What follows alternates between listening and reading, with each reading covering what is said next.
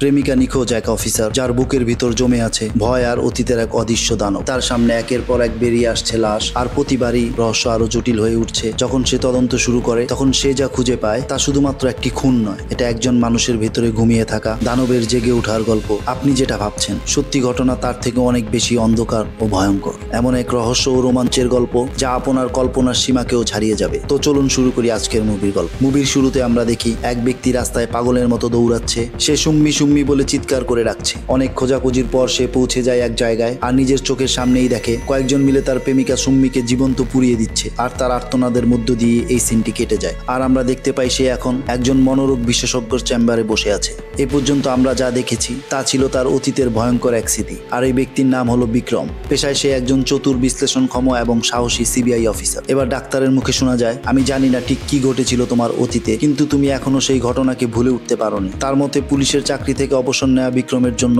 ভালো হবে, কারণ এখনো যখনই সে আগুন বা লাশ দেখে তার ভেতরের পুরনো দুঃস্বপ্নগুলো আবারও জেগে ওঠে। কিন্তু বিক্রম সোজাসুজি জানিয়ে দেয়, আমি আমার দায়িত্ব ছেড়ে যেতে পারবো না। এরপর সে চলে যায় এক অপরাধ স্থলে। পুলিশের কাছে গোপন খবর এসেছে সেখানে একটি লাশ আছে, কিন্তু অনেক খোঁজাখুঁজি করেও পুলিশ সেখানে কিছু খুঁজে পায় না। এখানে আমরা পরিচিত হই বিক্রমের সহকারী এবং বন্ধু রোহিতের সঙ্গে। পুলিশ জানায়, স্যার অনেক খুঁজেছি কিন্তু কিছুই পাইনি। তখন বিক্রম একলা ভালোভাবে পর্যবেক্ষণ করে এবং চারদিকে তাকিয়ে দেখে এবং ঘটনাস্থল বিশ্লেষণ করে। তারপর তার চোখ পড়ে 3 ধরনের ফুলের উপর, আর এই 3 ধরনের ফুল খুঁজে বের করে সেগুলোকে বিশ্লেষণ করে। আর সে জানায় এই 3 ধরনের ফুল একসাথে শুধুমাত্র তখনই জন্মায় যখন মাটির নিচে কিছু গন্ধ ছড়ায়, অর্থাৎ মৃতদেহ বা কেমিক্যালের বিক্রিয়া যদি কোনো কিছু পচে যায়, আর তা থেকে এই ধরনের ফুল জন্মায়। এবার তার কথা মতো সেই নির্দিষ্ট স্থানে খোঁজ শুরু হয় এবং কিছুক্ষণের মধ্যে একটা পচা গলা লাশ বের করে আনা হয় সেই মাটির নিচ থেকে। কিন্তু ঠিক তখনই আবার শুরু হয় বিক্রমের প্যানিক অ্যাটাক। তার চোখের সামনে ভেসে ওঠে সেই পুরনো দিনের দুঃসহ স্মৃতি, আর সে নিজেকে সামলে নিয়ে দ্রুত জায়গাটা ছেড়ে চলে যায়। এরপর রোহিত আর বিক্রম গাড়িতে ফিরছে। রোহিত বিস্মিত হয়ে জিজ্ঞেস করে, তুই বুঝলি কিভাবে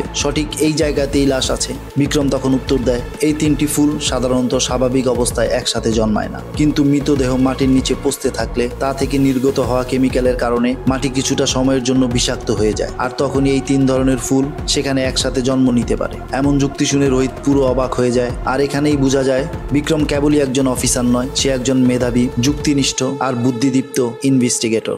এরপর বিক্রম পৌঁছে যায় আরেকটি অপরাধ স্থলে। এখানে অবিলাস নামের এক অফিসার একটি সুইসাইড কেস হ্যান্ডেল করছিল। বিক্রমের সিনিয়র অফিসার জানায়, অবিলাসকে একটু হেল্প করো, এ কারণেই তোমাকে এখানে পাঠানো হয়েছে। কিন্তু বিক্রম আর অবিলাসের মধ্যে সবসময় একটি ঠান্ডা যুদ্ধ চলতে থাকতো। অবিলাস চাইতো সবার আগে কেস সলভ করতে, অথচ বিক্রম তার আগেই সব সূত্র বের করে ফেলে। এই কেসেও তার ব্যতিক্রম হয় না। অবিলাস যেটাকে সাধারণ আত্মহত্যা ভেবেছিল, বিক্রম সেটা দেখে বলে এটা একটি নিখাত পরিকল্পিত খুন, কারণ ভিকটিম আত্মহত্যার আগে একটি ভিডিও নোট রেখে গিয়েছে। কিন্তু বিক্রম প্রশ্ন তোলে, যদি লোকটা নিজেই ভিডিও রেকর্ড করে আত্মহত্যা করে তাহলে তার মৃত্যুর পর ভিডিওটা কে বন্ধ করলো? সোজা কথায় ভিকটিম কাউকে ভয় পাচ্ছিল, হয়তো ব্ল্যাকমেল হচ্ছিল তার সাথে। আর এই ভিডিও রেকর্ডিং বন্ধ করেছে সেই খুনি, যিনি আত্মহত্যার সময় ঘটনাস্থলে উপস্থিত ছিলেন। আর সবশেষে খুনি জানালা দিয়ে পালিয়ে যায়। অবিলাস এসব শুনে চুপ মেরে যায়। আর তখন বিক্রম অবিলাসকে বলে, আমাকে নিচে নামানোর চেষ্টা না করে কেসটি বুঝতে শেখো। এরপরই আমরা দেখতে পাই ফরেন্সিক ডিপার্টমেন্ট। এখানে আমরা বিক্রমের প্রেমিকা নেহাকে দেখি। সেও একজন ইনভেস্টিগেশন অফিসার। কিছুদিন পর বিক্রম ও নেহা একটি রেস্টুরেন্টে বসে। সেই সময় নেহা তাকে পরামর্শ দেয়, তোমার মানসিক অবস্থা ভালো না, তুমি ছুটি নাও। কিন্তু বিক্রম সাফ জানিয়ে দেয়, আমি মরে যেতে রাজি আছি, কিন্তু চাকরি ছাড়বো না। এ নিয়ে তাদের মধ্যে কিছুটা তর্ক হয়। অবশেষে নেহা বলে, তাহলে পুরোপুরি রিজাইন নয়, অন্তত কিছুদিনের জন্য ছুটি নাও। তবুও বিক্রম রেগে রেস্টুরেন্ট থেকে বেরিয়ে যায়। এরপর দেখা যায় বিক্রম ছুটির আবেদন করেছে। সিনিয়র অফিসার তখন তাকে জানায়, তুমি আমাদের সেরা অফিসারদের একজন, ছুটি কাটিয়ে জলদি ফিরে এসো। বিক্রম উত্তর দেয়, স্যার চিন্তা করবেন না, আমি ফিরে আসবো খুব জলদি। এরপর রোহিতের পরিবারকে দেখানো হয়। সে ও তার স্ত্রী স্বপ্না একটি বাড়িতে উঠেছে। এবার সিন বদলে যায়, আর পর্দায় আসে এক অল্প বয়সী মেয়ে প্রীতি। সে তার বাবার কাছ থেকে গাড়ির চাবি নিয়ে বেরিয়ে পড়ে। কিছু দূর গিয়ে সে বুঝতে পারে মোবাইল আনতে ভুলে গেছে, তাই সে আবার বাসার দিকে ফিরে আসে। আর রাস্তার মাঝেই হঠাৎ করে তার গাড়ি বন্ধ হয়ে যায়। সে দাঁড়িয়ে লিফটের অপেক্ষা করে। ঠিক তখনই পুলিশের গাড়িতে থানার দিকে যাচ্ছিল ইব্রাহিম নামে এক অফিসার। ইব্রাহিম থেমে প্রীতিকে সাহায্যের প্রস্তাব দেয়। প্রীতি সরাসরি পুলিশের গাড়িতে উঠতে চায় না, সে শুধু একটা কল করতে চায় এবং ইব্রাহিম তাকে তার ফোনটি দেয় এবং প্রীতি তার বাবাকে ফোন করে। আর তাদের কথা শেষ হলে ইব্রাহিম তখন চলে যায় থানায় ফাইল জমা দিতে। কিন্তু থানায় গিয়ে দেখে সে ভুল ফাইল এনেছে। আর সে ফিরে আসার সময় দেখে একটি নীল গাড়ি আর একজন ব্যক্তি ব্যক্তি প্রীতির সাথে কথা বলছে। সে ভেবে নেয় এ হয়তো প্রীতির বাবা, কিন্তু কিছুক্ষণ পর যখন ফেরার পথে আবার সেই রাস্তা দিয়ে যায়, দেখে প্রীতির গাড়িটি আগের জায়গাতেই পড়ে আছে। এদিকে প্রীতির বাবা এসে প্রীতিকে খুঁজে পাচ্ছে না। তখন প্রীতির বাবাকে জিজ্ঞাসা করলে তার বাবা জানায়, আমি ওকে আনতে এসেছি কিন্তু কোথাও পাচ্ছি না। ইব্রাহিম পরামর্শ দেয়, সন্ধ্যার পরও না ফিরলে থানায় মিসিং কমপ্লেন করো। এরপর আমরা দেখতে পাই সন্ধ্যায় তারা থানায় যায়, আর প্রীতির বাবা ক্ষুব্ধ হয়ে ইব্রাহিমকে দোষারোপ করে, তুমি তো শেষবার ওকে দেখেছো। ইব্রাহিম জানায়, আমি শুধু হেল্প করতে চেয়েছিলাম, ও নিজেই গাড়িতে ওঠেনি। আপনি চিন্তা করবেন না, আমি এখনই প্রীতিকে খোঁজা শুরু করছি। এরপর শুরু হয়ে যায় তদন্ত প্রীতিকে নিয়ে। ইব্রাহিম হাইওয়ের সব সিসিটিভি চেক করে, কিন্তু দুর্ভাগ্যবশত কিছুই পাওয়া যায় না। তখনই সিবিআই হেড ইব্রাহিমকে কেস থেকে সরিয়ে দেয় এবং তাকে জানায় ভালো একজন অফিসারকে দায়িত্ব দেব। প্রীতির বাবার সঙ্গে সিবিআই হেডের সম্পর্ক ছিল, আর ইব্রাহিমকে বিশ্বাস না করে এই কেস থেকে সরিয়ে দেওয়া হয়। এবার সিন এগিয়ে যায় 2 মাস পর। বিক্রম ফার্ম হাউসে রিল্যাক্স করছে, তখনই হঠাৎ নেহার সহকর্মী সিন্ডে ফোন করে জানায় নেহাকে কয়েকদিন ধরে খুঁজে পাওয়া যাচ্ছে না। বিক্রম সঙ্গে সঙ্গে প্যানিক অ্যাটাক হয়ে পড়ে আর নিজেকে সামলে নিয়ে পৌঁছায় সিবিআই হেডকোয়ার্টারে এবং সে কেসটা নিতে চায়, কিন্তু সিনিয়র অফিসার তাকে জানায় এই কেস ইতিমধ্যে অন্য একজন অফিসারের কাছে চলে গেছে। পরবর্তী দৃশ্যে দেখা যায় সেই অফিসার আর কেউ নয় বরং অবিলাস। এখন থেকে নেহার কেসটা সেই তদন্ত করবে। অবিলাস ভিতরে ঢুকে বিক্রমকে বলে, এই কেস নেয়ার কথা তুমি ভুলে যাও, কারণ আমার সাসপেক্ট লিস্টে তোমার নামও রয়েছে, আর আমরা আগেই দেখেছিলাম বিক্রম শেষবার নেহার সঙ্গে কথা বলার সময় ওদের মধ্যে তর্ক হয়েছিল, আর সেই ঘটনাটি জেনে গেছে অবিলাস, আর সেই অনুযায়ী বিক্রমকে সন্দেহভাজন হিসেবে ধরে নেয়। বিক্রম তার সিনিয়রকে জানায়, স্যার আমি জানি অবিলাস এই কেসে মন দেওয়ার চেয়ে আমার পেছনে নজর বেশি দেবে। আপনি যেহেতু আমাকে কেসটা দিলেন না, তাই আমি নিজে থেকেই নেহাকে খুঁজে বের করব। এই কথা বলে সে নিজের মতো করে ইনভেস্টিগেশন শুরু করে দেয়। সে রোহিতকে সঙ্গে নিয়ে নেহার বাড়িতে যায়, কিন্তু সেখানে আগেই অবিলাসের অফিসাররা পাহারা দিচ্ছিল। বিক্রম রোহিতকে বলে, তুই অফিসারদের কথায় ব্যস্ত রাখ, আমি এর মধ্যে নেহার রুমটা সার্চ করে আসি। এরপর রোহিত পুলিশদের আলাপে ব্যস্ত রাখে, আর বিক্রম চুপি চুপি রুমে ঢুকে পড়ে। রুমে ঢুকেই সে একটি শক্তিশালী পারফিউমের গন্ধ পায় এবং সে ভালোভাবে রুমটি পর্যবেক্ষণ করে, কিন্তু সরাসরি কোনো ক্লু খুঁজে পায় না। এরপর বিক্রম সিন্ডের কাছ থেকে নেহার কেসের সমস্ত ফাইল সংগ্রহ করে নেয় এবং বিক্রম ও রোহিত বসে একসঙ্গে তা পর্যালোচনা করে। আর এখানে দেখা যায় নেহার সর্বশেষ হ্যান্ডেল করা কেসটি ছিল প্রীতির মিসিং কেস, যা ইব্রাহিমের কাছ থেকে তার কাছে হস্তান্তর করা হয়েছিল, এবং এই কেসে কাজ করার সময় নেহা গায়েব হয়ে যায়। এতে বিক্রমের মনে সন্দেহ জাগে, এই শহরে দুটি মেয়ে হঠাৎ নিখোঁজ হয়ে যাওয়া খুবই অস্বাভাবিক। এরপর সে জানতে পারে কেসটি আগে শ্রীনিবাস নামে একজন অফিসার হ্যান্ডেল করছিল। বিক্রম ও রোহিত তখন শ্রীনিবাসের সঙ্গে দেখা করতে যায়। সেখান থেকে বিক্রম জানতে পারে প্রীতির ক্রাইম সিন থেকে একটি পারফিউমের ঢাকনা উদ্ধার করা হয়েছিল। ঢাকনাটির গ্রান পেয়ে বিক্রম নিশ্চিত হয় এটাই সেই পারফিউম যেটির গ্রান সে নেহার রুমে পেয়েছিল, আর এর মাধ্যমে সে নিশ্চিত হয় প্রীতিকে যিনি কিডন্যাপ করেছিলেন তিনিই নেহাকে কিডন্যাপ করেছেন। সুতরাং এখন যদি প্রীতির কিডন্যাপারকে ধরা যায় তবে নেহাকেও উদ্ধার করা সম্ভব হবে। তাই বিক্রম সিনিয়র অফিসারের কাছ থেকে প্রীতির কেসটি নিজের নামে নিয়ে নেয়। পরে সে ইব্রাহিমের সঙ্গে দেখা করতে যায়, আর যাওয়ার পথে দেখা যায় ইব্রাহিম তার স্কুটি মেরামত শেষে সেটি নিয়ে ফিরছে। আর এই ছোট তথ্যটি খুবই গুরুত্বপূর্ণ, যা আমরা ছবির শেষে দেখতে পাবো। এরপর বিক্রম ইব্রাহিমের বাড়িতে গিয়ে জিজ্ঞাসা করে এবং ইব্রাহিম বিক্রমকে জানায় সে ওই দিন ফেরার সময় একটা নীল রঙের গাড়ি দেখতে পেয়েছিল, তবে সেটা নিয়ে তখন কিছু ভাবেনি। বিক্রম তার কথায় সন্দেহ পায় না, তাই সে চলে আসে। পরে বিক্রম ও রোহিত প্রীতির কলেজে গিয়ে তার বন্ধুদের জিজ্ঞাসাবাদ করে, আর তারা জানায় অজয় নামের একজন ছেলে ছিল প্রীতির খুব ঘনিষ্ঠ বন্ধু। এরপর তারা অজয়ের কাছে যায়, আর অজয় তাদের জানায় সে কিছুই জানে না প্রীতি কোথায় আছে। পরে সান্দেহা নামে আরেক বন্ধুর কাছ থেকে জানা যায় যে চন্দ্রমৌলি স্যার প্রীতিকে একদম সহ্য করতে পারতেন না। তখন চন্দ্র স্যারের কাছে যায় রোহিত ও বিক্রম। চন্দ্র স্যার তাদের জানায় প্রীতি খুব ছোট জামা পরতো,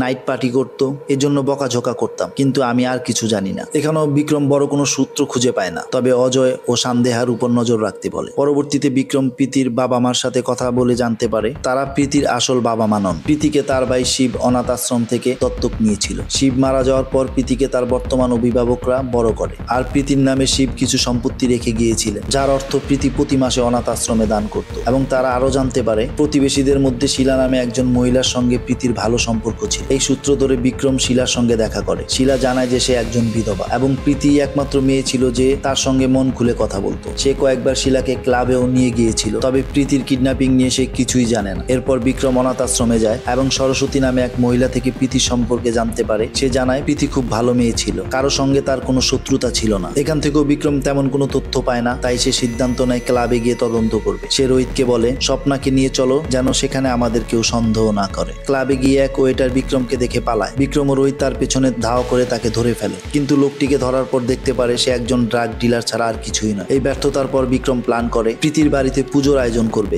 সে বলে যারা কিডন্যাপিং করে তারা সাধারণত পরিচিত কেউই হয়, যদি কেউ না আসে তাহলে সন্দেহ বাড়বে, আর যদি ওভার কনফিডেন্স নিয়ে চলে আসে তাও ধরা পড়বে। পুজোর দিন সব অতিথি আসে, এর মাঝে শিলা হাউমাউ করে কান্না করতে করতে আসে এবং জানায় তার বাড়ি বাড়ির সামনে কেউ একটি কাগজ রেখে গিয়েছে। সেই চিঠিতে লেখা ছিল এই ঠিকানায় একটি লাশ আছে। বিক্রম চিঠিটি পড়ে প্যানিক অ্যাটাক করতে থাকে আর তার হাত কাঁপতে থাকে এবং সে অজ্ঞান হয়ে পড়ে। জ্ঞান ফিরে এলে সে জানতে পারে ওই ঠিকানায় কিছুই পাওয়া যায়নি। বিক্রম আবার শিলার কাছে গিয়ে কথা বলে, আর তখনই শিলার বাড়ির দেয়ালে এক পেন্টিং দেখে বিক্রমের সন্দেহ হয়। সে চিঠির লেখা ও পেন্টিং এর স্ট্রোক মিলিয়ে দেখে। হ্যান্ডরাইটিং এক্সপার্ট নিশ্চিত করে যে লেখাগুলো এক, আর এতে বোঝা যায় যে চিঠিটি শিলাই লিখেছে। এরপর বিক্রম ও রোহিত শিলার বাড়িতে সার্চ ওয়ারেন্ট নিয়ে সার্চ করতে থাকে। তারা একটা নীল রঙের গাড়ি পায় যেটি কয়েকদিন আগে রিপেয়ারে দেওয়া হয়েছিল, আর ওই গাড়ির ভেতর থেকে পাওয়া যায় একটি প্র্যাকটিস নোট। এতে প্রমাণিত হয় শিলা কিছু না কিছু লুকাচ্ছে। আর তখন শিলাকে থানায় এনে ইন্টারোগেশন শুরু হয়। শিলা স্বীকার করে চিঠি সে নিজেই লিখেছে, শুধুমাত্র কেবল অ্যাটেনশন পাওয়ার জন্য। কিন্তু বিক্রম সেটা মানতে চায় না। সে তার লাই ডিটেকশন টেস্ট করায়, কিন্তু সেখানেও দেখা যায় শিলা সত্য বলছে। এরপর বিক্রম কোর্টের অনুমতি ছাড়াই নার্কো টেস্ট করার সিদ্ধান্ত নেয়, কারণ তার কাছে নেহাকে খুঁজে পাওয়া এখন জীবনের সব থেকে বড় মিশন। তবে টেস্ট চলাকালীন সময়ে বিক্রম অনেক ফ্রাস্ট্রেটেড হয়ে যায় আর শিলাকে বারবার জিজ্ঞাসা করতে থাকে, বলো নেহা কোথায়? কিন্তু এখান থেকেও সে কোনো তথ্য বের করতে পারে না। এসব দেখে বিক্রমকে তার সিনিয়র রুমে ডেকে নিয়ে প্রচন্ড বকাঝকা করতে থাকে, কারণ বিক্রম তাকে না জানিয়ে নার্কো টেস্ট করার সিদ্ধান্ত নিয়েছিল। এরপর প্রচন্ড রাগ নিয়ে বিক্রম তার অফিসেই বসে থাকে। ঠিক তখনই তার মোবাইলে একটি কল আসে। কলটা করেছিল ইব্রাহিম, আর বিক্রমকে ইব্রাহিম জানায় ওই দিন যে মডেলের গাড়ি সে দেখেছিল সেটা শিলার গাড়ির সাথে কোনোভাবেই মেলে না। এর মানে শিলা সম্পূর্ণ ক্লিয়ার। এসব কথা শুনে বিক্রম পুরোপুরি হতাশ হয়ে পড়ে। তবে কিছুক্ষণ পর রোহিত ফোন করে জানায় শিলা যে ঠিকানা কাগজে লিখে দিয়েছিল ঠিক সেই ঠিকানাতেই একটি লাশ পাওয়া গেছে। ব্যাস, এই কথা শুনে বিক্রমের শরীরে আবারও কাঁপুনি শুরু হয়ে যায়। সে কোনোভাবে গিয়ে রোহিতের গাড়িতে বসে এবং তখনই তার অতীতের দুঃসহ স্মৃতিগুলো একে একে মনে পড়তে থাকে। এরপর আমরা চলে যাই ফ্ল্যাশব্যাকে, আর সেখানে দেখা যায় সুস্মিতাকে কয়েকজন মুখোশধারী ব্যক্তি বাড়ি থেকে টেনে হিস্ট্রি তুলে নিয়ে যায়। এরপর তাকে একটি নির্জন স্থানে চেয়ারে বেঁধে রাখে আর বিক্রমের চোখের সামনেই পেট্রোল ঢেলে আগুন ধরিয়ে দেয়। আর ঠিক সেই জায়গায় দাঁড়িয়ে সুস্মি বারবার বলছিল, বিক্রম আমাকে বাঁচাও, বিক্রম আমাকে বাঁচাও। কিন্তু বিক্রম ওপাশ থেকে কান্না ছাড়া আর কিছুই করতে পারছিল না। মুহূর্তের মধ্যে সুস্মি আগুনে পুড়ে ছাই হয়ে যায়। তবে মুভিতে এই সুস্মি মেয়েটার সাথে বিক্রমের সম্পর্কটা পরিষ্কারভাবে দেখানো হয়নি। যাই হোক, এটা হয়তো একটি সাসপেন্স যা আমরা পরবর্তীতে কোনো এক সময় দেখতে পারবো। এবার বর্তমানে ফিরে আসলে দেখা যায় ওই লাশটির অবস্থা খুবই খারাপ। পোকামাকড় ইতিমধ্যে লাশটিকে অর্ধেক খেয়ে ফেলেছে। বিভৎস সেই দৃশ্য দেখে বিক্রম নিজেকে আর সামলে রাখতে পারে না। অবস্থা এমন হয়ে যায় যে সে বমি করা শুরু করে। পরে লাশটিকে ফরেন্সিকে পাঠানো হয়। কিছুক্ষণ পরই রোহিত তাকে একটি দুঃসংবাদ দেয় এবং বলে এই লাশটি হচ্ছে প্রীতির। এই কথা শোনা মাত্রই বিক্রম দ্রুত শিলার কাছে চলে যায়। সে শিলাকে জিজ্ঞাসা করতে থাকে, যদি তুমি খুন না করে থাকো তাহলে তোমার বলা ঠিকানায় লাশটা কিভাবে এলো? কিন্তু শিলা তখন একই কথা বলতে থাকে, আমি কিছুই করিনি। আর ঠিক তখনই ফরেন্সিক বিভাগ থেকে একটি ফোন আসে আর তাকে জানানো হয় প্রীতির মরদেহে 3টি ডিএনএ পাওয়া গিয়েছে। একটি অনাথ আশ্রমে থাকা সরস্বতীর, একটি প্রীতির বাবার এবং একটি অজয়ের। আর এই কথা শুনে বিক্রম রীতিমতো শকে পড়ে যায়। তখন তার মনে শুধু একটাই প্রশ্ন ঘুরপাক খেতে থাকে, তাহলে কে প্রীতিকে খুন করলো? এই কেসটি এবার আরো জটিল হয়ে পড়ে। বিক্রম এরপর সবাইকে থানায় ডেকে এনে ইন্টারোগেশন শুরু করে। প্রচন্ড রাগ নিয়ে সবার কাছ থেকে প্রীতি আর নেহা সম্পর্কে জানতে চায়, কিন্তু প্রত্যেকেই একই কথা বলে, তারা কেউ প্রীতির মার্ডার ব্যাপারে কিছুই জানে না এবং নেহা নামের কাউকে তারা চেনে না। এই অবস্থায় বিক্রম পুরো রহস্য জালে জড়িয়ে পড়ে। কাউকে সে সন্দেহ তালিকা থেকে বাদ দিতে পারছিল না, আবার কারো বিরুদ্ধে কোনো শক্ত প্রমাণও ছিল না। হতাশ হয়ে বিক্রম বাড়িতে বসে ড্রিঙ্ক করছিল। ঠিক তখনই লতা নামের এক মেয়ে তাকে ফোন করে আর বিক্রম সঙ্গে সঙ্গে হাইওয়েতে চলে যায় লতার সঙ্গে দেখা করতে। লতা জানায় যে সে গাড়ি নিয়ে বাড়ি ফিরছিল এবং মাঝপথে তার গাড়ি হঠাৎ বন্ধ হয়ে যায়। তখন একজন সন্দেহজনক লোক এসে তাকে ফাঁসানোর চেষ্টা করে। তবে লতা বিষয়টি বুঝে গাড়ির দরজা জানালা বন্ধ করে দেয়। লোকটা চলে গেলে সে দ্রুত বিক্রমকে ফোন করে। বিক্রম এরপর লতাকে থানায় নিয়ে আসে এবং সেই লোকটির একটি স্কেচ তৈরির নির্দেশ দেয়। একই সঙ্গে রোহিতকে বলা হয় হাইওয়ের সিসিটিভি ফুটেজ চেক করতে। কিছুক্ষণ পর স্কেচ তৈরি হয় এবং লতা বাড়ি ফিরে যায়। বিক্রম এবার সিসিটিভিতে দেখে যে একটি বড় কন্টেনার ট্রাকে ঠিক লতার বর্ণনা অনুযায়ী একটি লোক টোল দিচ্ছে। এরপর বিক্রম ওই ফুটেজের দিনটা চেক করে দেখে ঠিক সেই ট্রাক ও সেই লোকটি প্রীতির কিডন্যাপের দিনও এসেছে, কিন্তু লোকটার মুখ স্পষ্ট দেখা যাচ্ছিল না। তাই বিক্রম রেগে গিয়ে সেই ছবি দিয়েই সার্চ করতে শুরু করে। ঠিক তখনই অবিলাস এসে হাসি তামাশা শুরু করে। এর মধ্যে বিক্রম তো আগে থেকেই রেগেছিল, তার উপর আবার অবিলাস ঠাট্টা করাতে দুজনের মধ্যে মারামারি লেগে যায় আর এক পর্যায়ে অবিলাসের ফোনটি মাটিতে পড়ে যায়। তখন বিক্রম দেখতে পায় ফোনে একটি ছবি আছে, যেটা দেখে সে থ হয়ে যায়। এই ছবিটি দেখে বিক্রম বুঝে যায় এই লোকটাকেই সে গ্যারেজে দেখেছিল। হ্যাঁ, এই সেই মেকানিক যেখান থেকে ইব্রাহিম স্কুটি নিয়েছিল। তাই বিক্রম আর দেরি না করে সরাসরি সেই গ্যারেজে চলে যায়, কিন্তু গিয়ে দেখে গ্যারেজ বন্ধ। এরপর সে ইব্রাহিমকে নিয়ে সেই লোকের বাড়িতে যায়। লোকটার নাম ছিল ফাহাদ। সে জঙ্গলের ভিতর একটি ঝুপড়িতে থাকতো। ফাহাদের ঘরে গিয়ে বিক্রম খুঁজে পায় সেই পারফিউমটাই যেটা নেহার ঘর থেকে পাওয়া গিয়েছিল, আর একটা আলমারি খুলে দেখতে পায় প্রীতির ছবি। আর এতেই বোঝা যায় এই সব কিছুর পেছনে ফাহাদের হাত আছে। তবে কিছু ভাবার আগেই ফাহাদ বাইরে থেকে গুলি চালাতে শুরু করে। বিক্রম বেরিয়ে এসে পাল্টা আক্রমণ করে। এক পর্যায়ে ফাহাদ দৌড়ে পালাতে থাকে এবং বিক্রম ফাহাদকে পালাতে দেখে বিক্রমও তার পিছু নেয়। হঠাৎ একটি জায়গায় বজ্রপাতের কারণে আগুন ধরে যায়, আর আমরা তো জানি আর আগুন দেখলেই বিক্রমের প্যানিক অ্যাটাক শুরু হয়ে যায়, তাই সে সেখানে অজ্ঞান হয়ে পড়ে। ঠিক তখনই ইব্রাহিম এসে তাকে বাঁচাতে চেষ্টা করে, কিন্তু ফাহাদ রেগে গিয়ে ইব্রাহিমকে গুলি করে দেয়। এরপর ফাহাদ বিক্রমের মাথায় বন্দুক ঠেকিয়ে ধরে, আর ঠিক সেই মুহূর্তে অবিলাস এসে ফাহাদকে গুলি করে বিক্রমকে রক্ষা করে। এরপর তারা ফাহাদকে ধরে মারধর করে জিজ্ঞাসা করে, বল নেহা কোথায়? ফাহাদ জানায় সে কিছুই জানে না, শুধু টাকার জন্যই সে এই কাজটি করেছে। এরপর ফাহাদ বিক্রমকে নিয়ে আসে সেই বাড়িতে যেখান থেকে কেউ তাকে টাকা দিয়ে প্রীতিকে কিডন্যাপ করতে বলেছিল। বিক্রম ধীরে ধীরে সেই বাড়িতে ঢোকে। সেখানে আমরা দেখতে পাই এক পরিচিত মুখ। এই লোকটা আর কেউ নয়, বরং বিক্রমের সবচেয়ে কাছের বন্ধু রোহিত। আর রোহিতকে দেখে বিক্রম পুরোপুরি থ হয়ে যায়, নিজের সবচেয়ে আপন বন্ধুটি এই কেসের সাথে জড়িত। এরপর দেখা যায় রোহিত ড্রয়ার থেকে বন্দুক বের করে বিক্রমকে মারতে আসে, কিন্তু বিক্রম আগেই হেডশট দিয়ে তাকে মেরে ফেলে। এই ঘটনার সবকিছু উপর থেকে দেখছিল রোহিতের স্ত্রী স্বপ্না। সে ছুটে আসে আর মৃত স্বামীকে জড়িয়ে ধরে কান্না করতে থাকে। এরপর সে এমন কিছু বলে যা শুনে তোমরা রীতিমতো শক খেয়ে যাবে। স্বপ্না বলে, তোমার বন্ধু রোহিত কিছুই করেনি, যা করেছিলাম সব আমিই করেছি। ঠিক তখনই অবিলাস গুলির শব্দ শুনে ঘরে ঢুকে নেহাকে উদ্ধার করে। আর তখন প্রশ্ন আসে, স্বপ্না কেন প্রীতিকে কিডন্যাপ করেছিল, আর রোহিত কেন নিজের জীবন দিয়ে নিজেকে দোষী বানাল? চলো এবার সব রহস্য উন্মোচন করি। স্বপ্না বলতে থাকে, এই ঘটনা শুরু হয় সেই সময় যখন প্রীতি আর তার ছোট বোন একসাথে অনাথ আশ্রমে ছিল। তার বোনের হার্টে প্রবলেম ছিল, আর যেটা চিকিৎসা করলেই ঠিক হয়ে যেত। আর একদিন শিব ও তার স্ত্রী অনাথ আশ্রমে আসে এবং প্রীতিকে দত্তক নেওয়ার জন্য নির্বাচন করে। তখন স্বপ্না প্রীতিকে অনুরোধ করে, বলে, তুই বলে দে তুই যেতে চাস না, তোর জায়গায় আমার ছোট বোনটাকে দত্তক নিক। এবং প্রীতি তখন তার কথায় রাজি হয়ে যায়। কিন্তু পরদিন স্বপ্না দেখে প্রীতি হেসে এসে শিব দম্পতির সঙ্গে চলে যাচ্ছে। এসব দেখে স্বপ্নার মন পুরোপুরি ভেঙে যায়। এরপর তার ছোট বোন বিনা চিকিৎসায় মারা যায়। আর সেই থেকেই স্বপ্নার মনে প্রতিশোধের আগুন জ্বলে ওঠে। সে পড়াশোনা করে বড় হয়, একসময় রোহিতের সঙ্গে বিয়ে হয়। আর একদিন ক্লাবে গিয়ে আবার প্রীতিকে দেখতে পায়। আর প্রীতিকে দেখে সে বুঝতে পারে প্রীতি বর্তমানে অনেক সুখে আছে।